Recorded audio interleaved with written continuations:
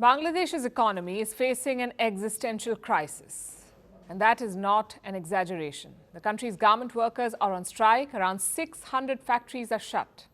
Exports are slowing down. And there is violence on the streets of Bangladesh. At least 3 people have been killed since last week. There are riot cops patrolling Dhaka. They've used tear gas and batons to drive back the protesters. But why are they striking in the first place? For better wages. Right now, garment workers make $75 per month. That's the minimum wage, $75. It was set back in 2018. This year, the government revised it. Their first offer was $90 per month. The factory workers said, not enough. That's when they began protesting.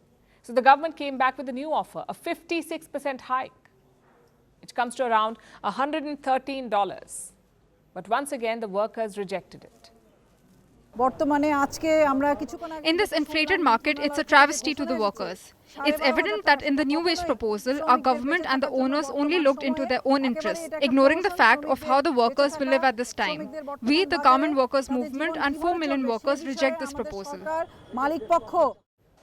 So what do the workers want? Their demand is $208, around 3 times their current monthly wage. The question is, will Dhaka relent? They've got many factors to consider here. For starters, this is an election year.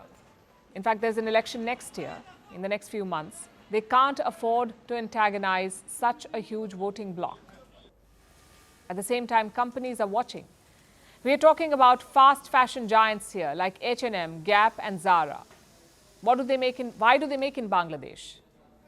They do it because they know it's cheaper, because labor costs are less compared to other countries. That's the differentiator for Bangladesh. But strikes can put them off. It leads to production delays, export issues, and of course, bad headlines. So Dhaka has a tough decision to make, and they need to make it quickly, because the garment industry is the lifeline of Bangladesh's economy. If it stays shut, the economy slows down. Just look at these numbers. Garments make up 85% of Bangladesh's exports. They contribute 28% to the GDP.